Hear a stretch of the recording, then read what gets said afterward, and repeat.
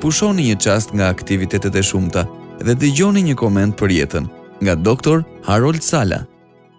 Fatkeqësi apo mundësi?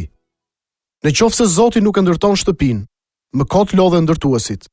Psalmi kapitullin 127 vargu i parë. Shumica e njerëzve e quajnë një fatkeqësi absolute, por Bill Eaton e quan një aventurë.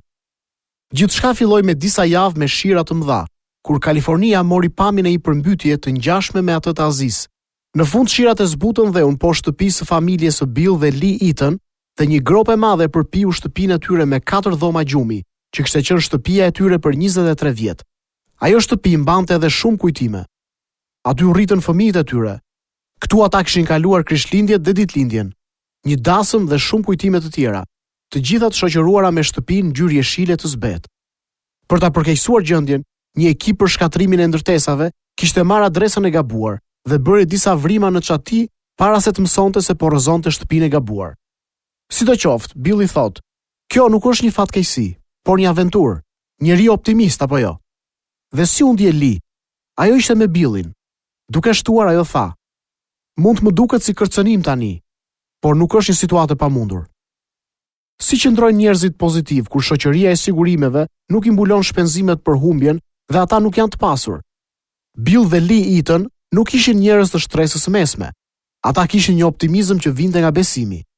E di sepse për disa vite, ky zotëri i hirshëm, llogaritar me profesion, ndihmoi grupe të mëdha njerëzish me problemet që kishin, përfshirë dhe stafin e organizatës tonë, shpesh pa marrë asgjë në këmbim.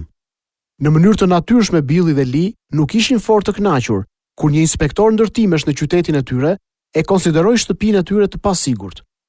Ata duhet të mblidhnin ato që mundeshin dhe të dilnin jashtë pa bërzë, ose pa krijuar shumë stres për shtëpinë që ishte gati për të rënë. Edhe ndërsa bënin gati gjërat, ata e ndjenin shtëpinë tek lëkundej në këmbët e tyre. Ajo që do të ishte një fatkeqësi për disa, për të tjerët ishte sfidë. Por për Bill dhe Lee Eaton ishte një mundësi. Kur dëgjova për optimizmin pozitiv të familjes Eaton, mbaj mend që ndërtimi i fjalës kineze kriz është një kombinim i dy shkronjave që përkthehen rrezik dhe mundësi. Nga besimi lind optimizmi, kur e kuptoni që në jetë ka më shumë nga sa shihni. Ko më parë, Pali foli për këtë, duke thënë, sepse shtrëngimi ynë i lehtë i tashëm prodhon për ne një peshë të përjetshme të pa mase të pa shoqe të lavdis, ndërsa ne nuk i drejtojmë syt ndaj gjërave që duken, por ndaj gjërave që nuk shihen, sepse gjërat që duken janë për një kohë, kurse ato që nuk shihen janë të përjetshme.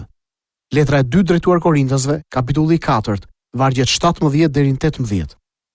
Vite më parë, unë qëndrova jashtë një shtëpie që po digjej. Flakët po dinin jashtë dyrëve dhe dritarëve, ndërkohë që një çift i ri po qëndronte pranë duke parë. Normalisht të mbushur me hidhërim, duke qenë se kishin humbur gjithçka që kishin. Nëna po qante dhe babai po shtrëngonte duart. Unë borrita atje me shpresën që do të mund t'i ndihmoja. Pikërisht në momentin kur babai, një i ri rreth të 20-tave po thoshte: "Perëndia im, gjithçka që kishim u doq." Një vajzë e vogël, rreth 4-5 vjeç, ju afrua, i kapi dorën të atit dhe i tha: "Jo gjithçka, babi, ti na ke mua dhe mamin." Për të qenë sinqert, jo të gjithë përballen me fatkeqësitë si Bill dhe Lee Eaton, por në atë kohë ata kishin diçka që disa njerëz nuk e kanë, një besim pozitiv në Perëndin që ndikon në sistemin e tyre të vlerave. Ata e kuptuan se ka gjëra më të rëndësishme se sa shtëpia. Dëgjoni, familja e tyre i rezistoi shkatrimit të shtëpisë.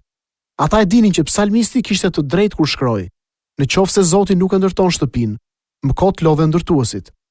Me besim te Perëndia, ne shohim atë që është e padukshme, dhe kjo na bën të ecim përtej humbjes. Kjo është ajo që ndihmoi Bill dhe Lee Eaton të rindërtonin shtëpinë e tyre.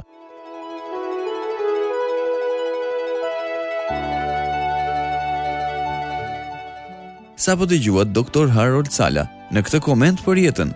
Për më shumë informacion për këtë program, vizitoni radioviz7.net. Do dëshironim shumë të na shkruanit në info@radioviz7.net.